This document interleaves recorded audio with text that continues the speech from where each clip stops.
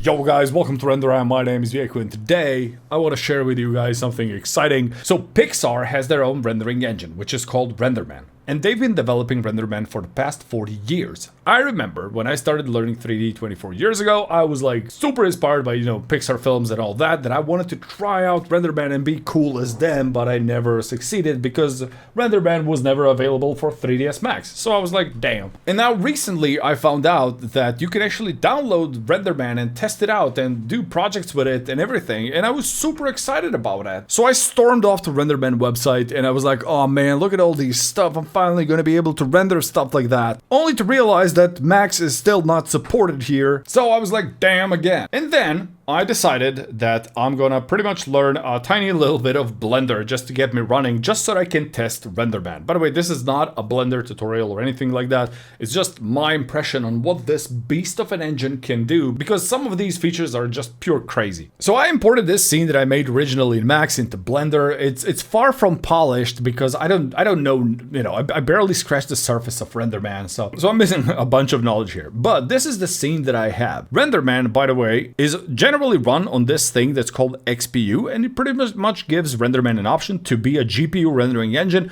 It can be CPU and GPU, so you can like combine both, whatever. So I want to show you this first feature that completely blew me away. I remember Scanline originally had that, but then since, all the physically accurate rendering engines stepped to the scene, I never saw a feature like that anymore. So look at this. I have a lampshade here. That's, very bright. Every time whenever you put a lamp in a lampshade and you crank it up so that it brights up the room, the lampshade gets completely fried. Well, in RenderMan, if I select the light source, so I just selected, that light, here on the right, I can see all my light properties. They have a thing that's called intensity near distance. And what does intensity near distance do?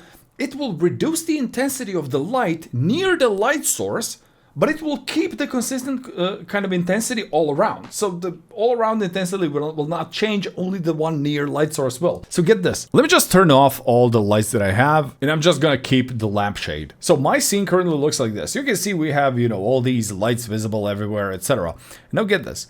Intensity near distance, I'm gonna crank it up. And as you can see, the lampshade got dimmer, but the surrounding light stayed the same. Also, one other thing that you can notice is that RenderMan has their own denoiser, and it works pretty well. Like, I'm happy with how fast it works. It's cool. But anyhow, let me show you some other things here. I'm gonna turn that lamp off. So I'm gonna turn on this light here. This is pretty much just a light source that I just added. See, like it just points here. So it's just a singular light source. I just want to show you what's happening. By the way, the orange thing in the cup, I have no idea what that is. It's something is glowing there. I don't know what that is. It's me not knowing stuff yet. Now get this.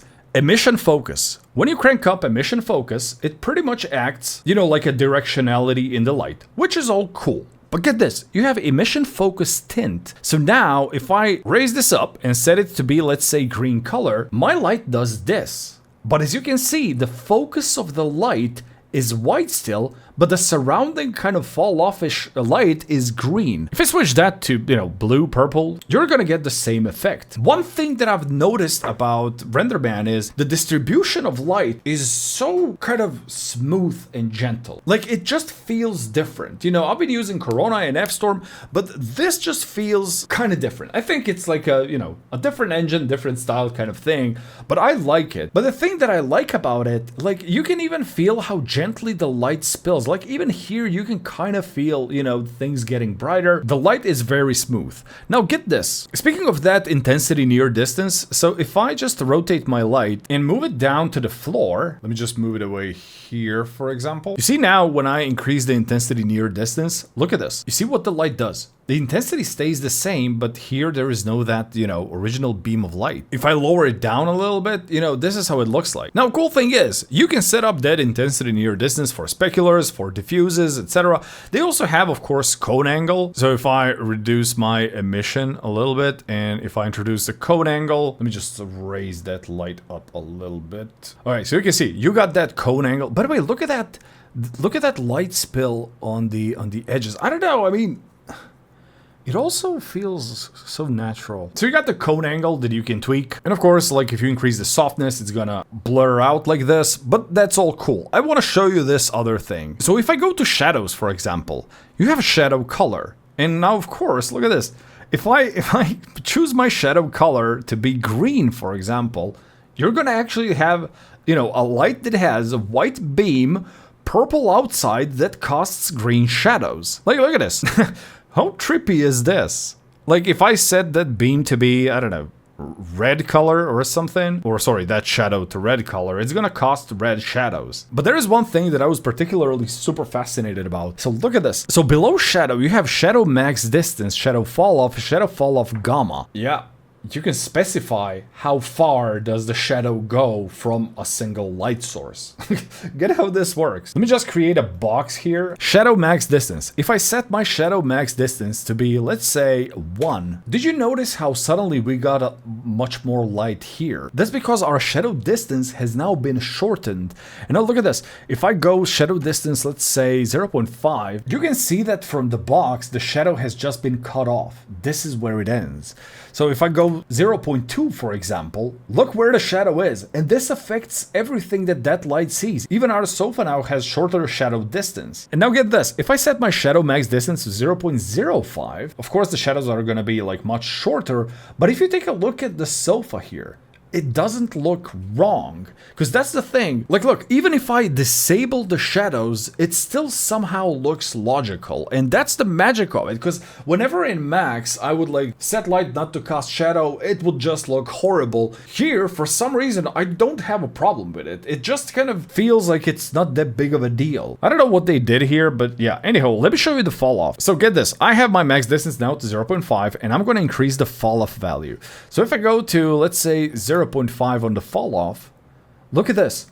The shadow is still being cast to here where it was, but it's just now kind of blurrier, or it gradientally kind of disappears. And I like, look at this, like you get this soft, nice running shadow. So now get this, if I set my shadow max distance to 1, and if I set fall off to, let's say, 0.6, if I want to play with fall off gamma, look at this. If I go 0.5, this shadow effect will generally be affected by the gamma change. You see how it got more pale? If I go to, let's say, 0.2, it's gonna become more pale. But then again, look at the freaking sofa. Like, I've just shortened down the shadows and it looks logical. Yeah, I like, visually, I don't have an issue that's happening here where we have pretty much desecrated the complete logic of things. Now, the next thing that I want to show you, which impressed me, are light rods. So light rods are these invisible spheres that can work magic in your scene. So get this. So I just have this ceiling light, and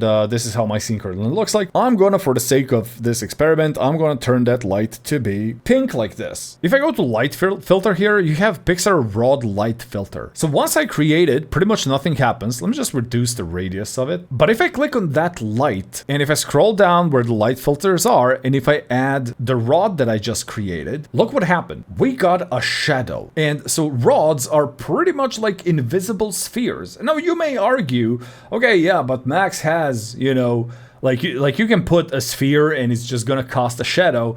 But get this, if this rod is not on the object, there will be no shadowing. But if it touches the object, the shadowing will appear, as you can see here. And now the cool thing is, you can tell the rod to lower down the diffuse color or specular color, or even the color saturation, which will directly affect this light. If I crank down the color saturation, this part where the rod is will receive a desaturated tone of light. Additionally, if I crank down the diffuse, it's just gonna darken the diffuse color. So now get this, I have a light which, you know, is just shining here. So if I move my rod here, for example, just here where I see that, you know, reflection of the light, get this, if I lower down the specularity of the rod, it will just dim that reflection. As you can see, I didn't push it to the, you know, to the minimum.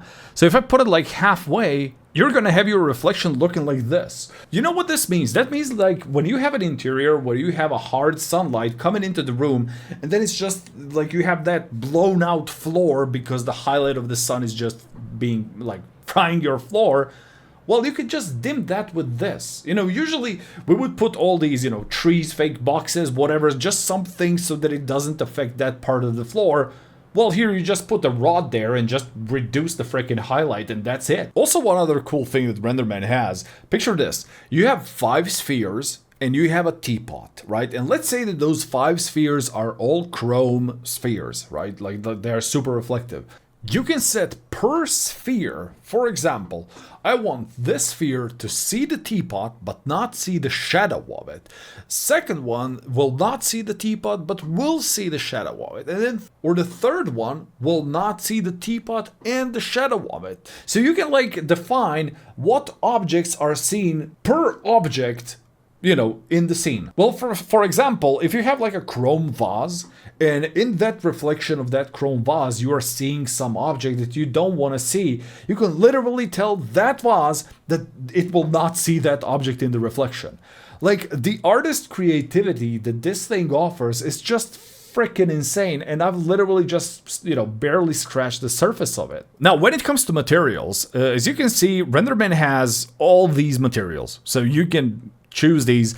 From what I understand, Pixar Surface is the most common one. This is just a basic material, and this is how it generally looks. So here it looks very simple, but pretty much as you are enabling all these things, it can become, you know, more and more complex, etc. I think this is gonna be probably one of the biggest materials that I've ever seen. Okay, and now get this. I've created this sphere here. It's just a, you know, black sphere. If I turn on, for example, primary specular, this will pretty much enable the reflection. Any feature that you see here has an option of what is seen from the front and what is seen on the side. You know, literally how the fall off works. Like, you have the things that are facing the camera and the things on the edge. Any property is pretty much tweaked through that. So look at this. Primary specular face color. If I go to, for example, edge color and turn it on, I'm gonna get a slight reflection here on the edges.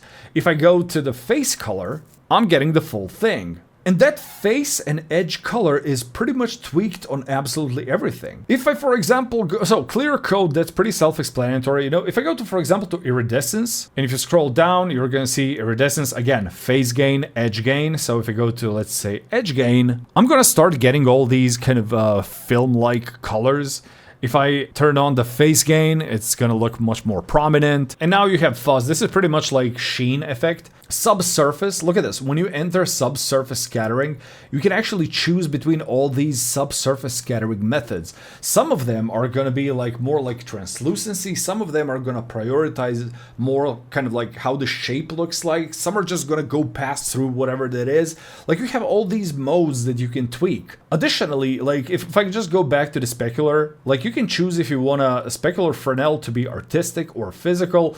I'm not really sure what the difference is. I see it, but I cannot explain it yet, but yeah, it's here. Now, since Pixar has developed this thing from 40 years ago, not all things were named the same. So for example, if you're looking for an opacity in, you know, RenderMan, well, opacity is not called opacity, it's called presence. So, if you go here, you have presence. So presence, when you lower it down, things become more transparent. Now, even when we talk about cameras can do all variety of stuff. One cool thing that it can actually do is split focus diopter. And what does that do? It pretty much allows you to have multiple things in focus when you're rendering. And now you would think to yourself, but no, that's completely not, you know, real. Well, it is. So look at this. Split focus diopter is a thing that's being actually used in the movies. And there is this special lens which can do that. And as you can see here, the dude is in focus, his hair and background are blurry, but the lady in the back is sharp. This is pretty much a storytelling tool. But in general, after experimenting with RenderMan, like, all the things that we use usually are generally the same here. It's just that they have that advanced section or extras section where you can find all these things that will potentially make your life so much easier. But yeah, the like artist creativity on what you can do with these scenes is beyond insane. Like, I know we're trying to match, like replicate photorealisms, and we want our things to be photorealistic as possible. But there is one issue with photos. I was watching this video on how like professional interiors are photographed, etc. They tend to do stuff like shoot that interior with like 10 different exposures, and then they're just layering all that, you know, in Photoshop because, I don't know, that plant has too harsh shadow, I want to make it softer. This thing is too bright, I don't want to make it dimmer. And then they're combining this image from like multiple exposures, so they're like going far away from reality when it comes to, you know, production that's being done usually. And it would somehow feel logical that all of that, and even more, can be done in 3D. Also, head over to RenderMan's website and check out the latest version 27. It's filled with awesome features, and give it a spin. And now after seeing what RenderMan can do, it's crazy. I like it. It's good. Anyhow, that's it. I hope this was entertaining to you as it was to me. And as usual, see you in the next video. Bye.